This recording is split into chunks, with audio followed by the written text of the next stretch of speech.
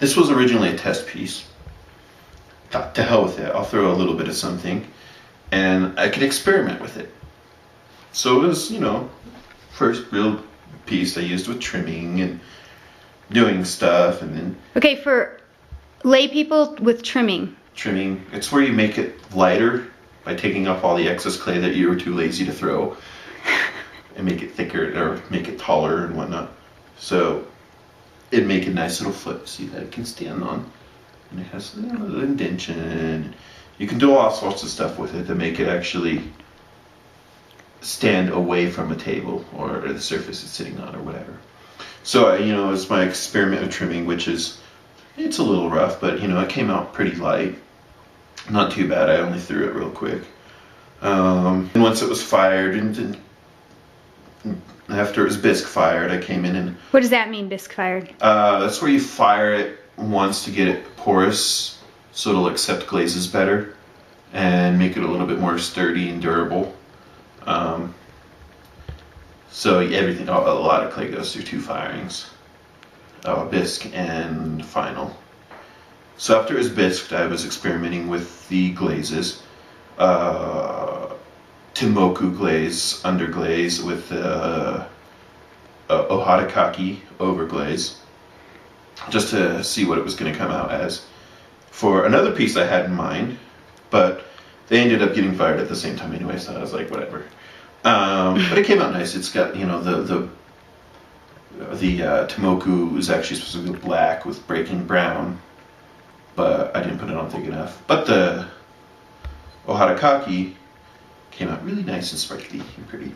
So it actually, you know, from being just a test piece that I was testing everything on, it ended up actually being a really nice piece. I agree. What else do you have over there? And then this was the piece I was talking about testing for glazes. It is a large flask style vase, made out of porcelain as well, because I only work in porcelain because other clays for chumps. No, that's just mean. It is a Timoku glaze, and it does have the same glaze treatment with the Ohatakaki, but you can't see it very well because the kaki didn't come out very thin, and I put the Timoku on a lot thicker, which gave it this nice deep black with this brown breaks. It's the first piece I've done like that of slab construction recently. I mean, I've done some before, but I hated it and I destroyed them all. Okay, tell me more about slab construction. It's just a method. Instead of throwing on a wheel, you're just making large slabs and putting it together like you would a building. You just, but you got to do all sorts of stuff to make sure it stays together, make sure it's dry enough so it doesn't fall apart or slump on itself or any other number of things. So you can see where it's a little wavy.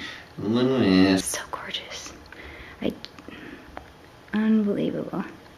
And there's some little things going on in there, and it's, you know.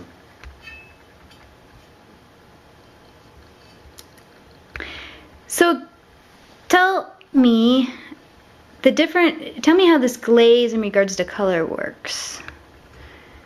All glazes react differently to different clay bodies, and that's another thing I like about porcelain is just, it's leaving me with the purest canvas, I guess, to work with. Because when you're painting, you gesso everything white usually. But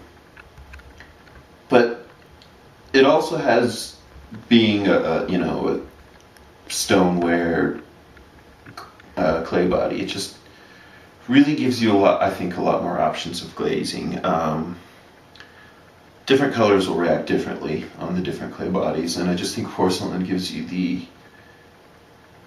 best results. Glaze ran in the kiln. You can see the little splooch right there, and it actually is supposed to go like that.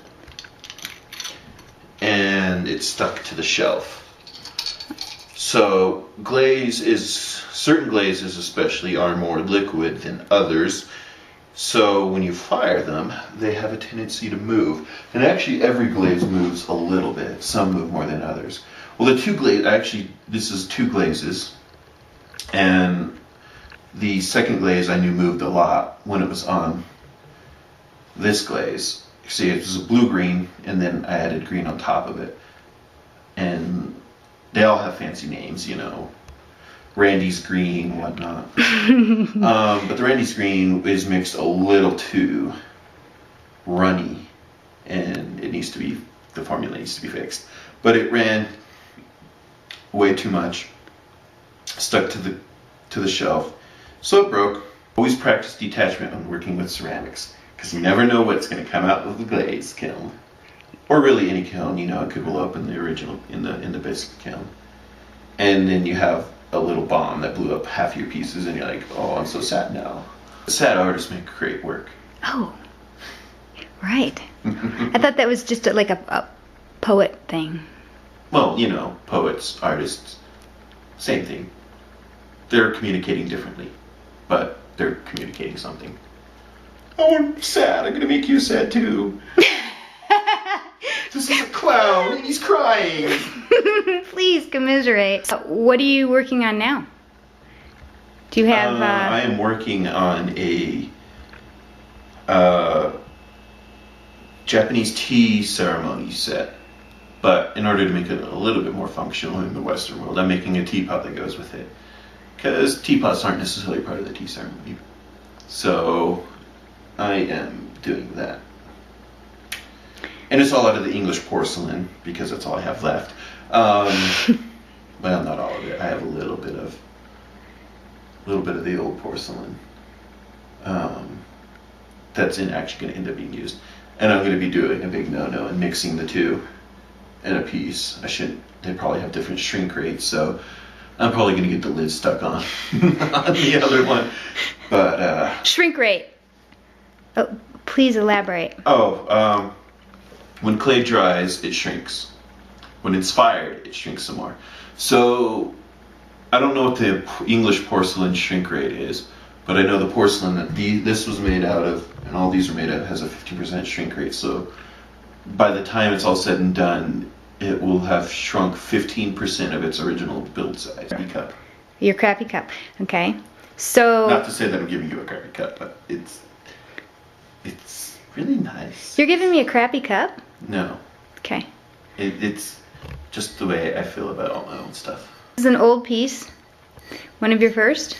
Yeah, actually, it was one of my last attempt of an 8-inch cylinder. Not pink. You see, you thought I was going to say pink. That's exactly what I thought. Right, because it's not. It's white. It's a wonderfully white, beautiful clay body that's really difficult to work in. Why is it? What makes it difficult? Because it's finicky and it's a real bitch. It's like throwing cream cheese, and it just wants to fold in on itself and not support itself. How did we get that great maroon color? Well, actually, that was a complete mistake. It's a clear glaze on a white clay body, so it should have come out clear and white. But because it was next to something that had a lot of iron in it, and it got too hot on that side, it had a little, what we call kiln orgasms. So as you can see, it had multiple kiln orgasms. And, you know, to me, it's just a theory and a myth, you know, the whole orgasm, you know, but apparently my cups are having a really great time. How long did it take you to create that? This, it took me like an afternoon, like 15 minutes. See, and I think it's unbelievably beautiful. Can I look inside? Wow. The bluishness. Which has wonderful properties on porcelain, which turns it bluish green. Whereas everything else, it just sucks. It's a terrible, ugly glaze unless it's on porcelain. How many different kinds of porcelain are out there? I have no idea. This is just endless? I couldn't tell you. All I know is I was in Santa Fe. I was at Santa Fe Clay. So, ooh, look how white that is. What's that? That's English porcelain. Ooh, how much is it? Ooh, okay, I'll buy it. So I did. And then I carried around clay, a 25-pound bag of clay around Santa Fe. Look at me. I got clay. It's nothing that I really do seriously. It's just something I do to kind of meditate and center myself.